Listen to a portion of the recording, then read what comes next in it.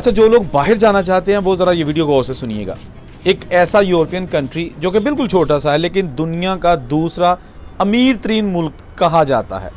वहाँ पर तनख्वाहें, खा वो आम आदमी है, लेबर है, मज़दूर है या वो डॉक्टर, इंजीनियर, वकील है, बहुत ज़्यादा तनख्वाहें हैं उनकी। यूरोप का कोई मुल्क इतनी ज़्यादा तनख्वाहें नहीं देता जितनी ये कंट्री देता है, जिसकी अभी आपको पूरी तफसील बताता हूँ। पूरे मुल्क में ट्रांसपोर्ट फ्री है।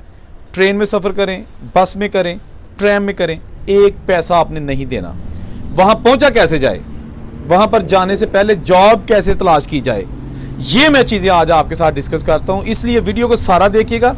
साथ जिसने अभी तक चैनल नहीं सब्सक्राइब किया, प्लीज़ चैनल ज़रूर सब्सक्राइब करके बेल का बटन दबा दें। तो वक्त ज़ाया किए बगैर वीडियो शुरू करते हैं। यूरोप का मुल्क लग्जमबर्ग, जी हाँ, ये लग्जमबर्ग कंट्री आज हम डिस्कस करेंगे। मैं यहाँ ये चीज़ बता दूँ कि इन्होंने हर काम बड़े जदीद तरीके से किया हुआ है।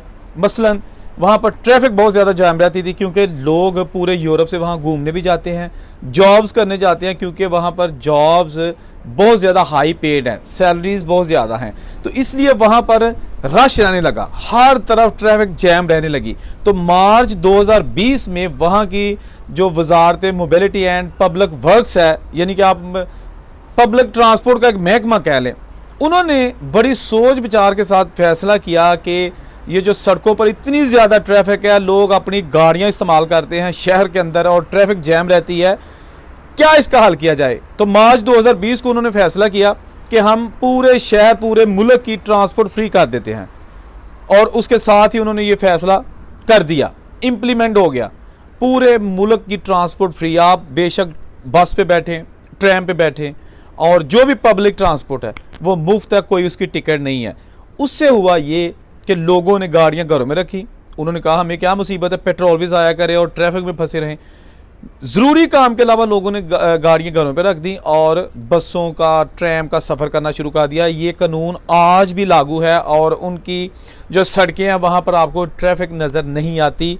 ट्रैफिक होती है लेकिन जैम नज़र नहीं आती और ट्रैफिक का फ़्लो भी जो है ना वो जारी है।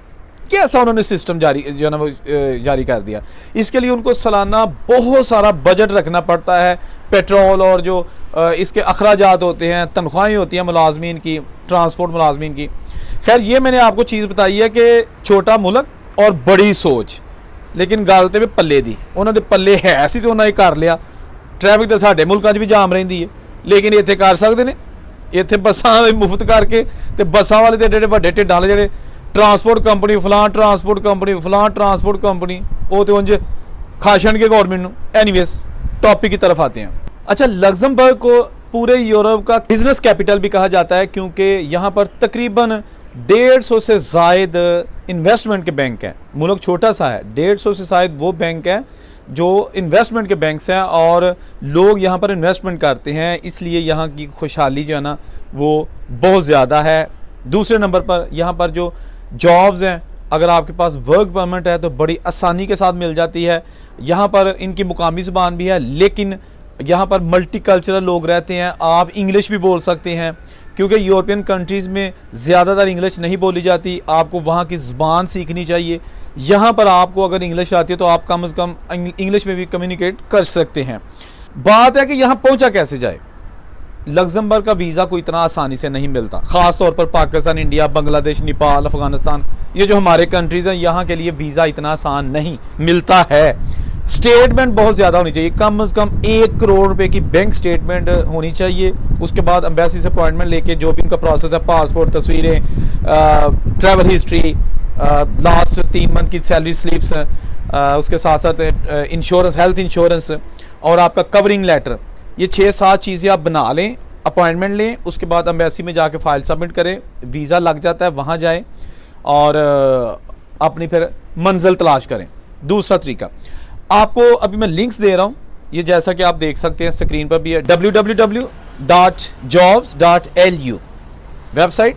यहाँ पर जाएं और अपनी अच्छी सी बेहतरीन जो यूरोपियन स्टैंडर्ड की CV है वो अपलोड करके जॉब तलाश करें।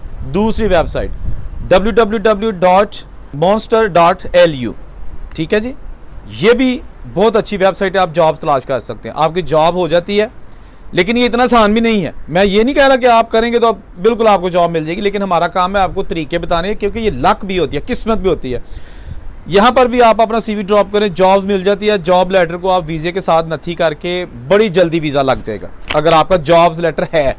बाकी चीज़ें भी आपको चाहिए, वहाँ जाके जॉब तलाश करें, रहें और मौजें करें। अगर आप यूरोपियन कंट्रीज़ में हैं और आपके पास किसी भी मुल्क के पेपर हैं और आप उस मुल्क से खुश नहीं, मतलब इटली, स्पेन, फ्रांस वगैरह, तो आप फिर भी लग्जमबर्ग जाकर जॉब तलाश कर सकते हैं। विजिट वीज़े पर वहाँ पर जॉब नहीं मिलती। अगर आपको, मैंने बताया कि वहाँ पर बहुत ज़्यादा सैलरीज़ हैं, बहुत ज़्यादा आपको आसानी से जॉब मिल जाती है, तो उसका मतलब है कि जिनके पास वर्क परमिट है या जिनके पास वैलिड पेपर्स हैं या जिनके पास काम करने की इजाज़त है। ये नहीं कि एक बार आप वहाँ पहुँच गए तो जनाब बेशक पेपर्स नहीं है और आपको बड़ी अच्छी जॉब मिल जाएगी, ऐसा नहीं है। ठीक है जी। अगर आपके पास पेपर नहीं है तो सबसे बेस्ट हल यही है कि आप फौरी तौर पर, यूरोप में रह रहे हैं, पेपर नहीं है, पुर्तगाल चले जाएँ। आसान काम ये भी नहीं है, लेकिन मुमकिन काम है कि आप वहाँ जाकर वहाँ का TRC कार्ड यानी कि जो रेजिडेंट कार्ड होता है वो अप्लाई कर सकते हैं। 18 माह बाद आपको फिंगरप्रिंट्स की जो है ना वो डेट दे देते हैं पुर्तगाल वाले, और उसके बाद फिर आपका पहला कार्ड मिल जाता है, जो कि ना सिर्फ आपको एक वो वर्क परमिट होता है, बल्कि आप उससे पाकिस्तान, इंडिया या जिस कंट्री से आपका ताल्लुक है वहाँ भी आ जा सकते हैं। ठीक है जी।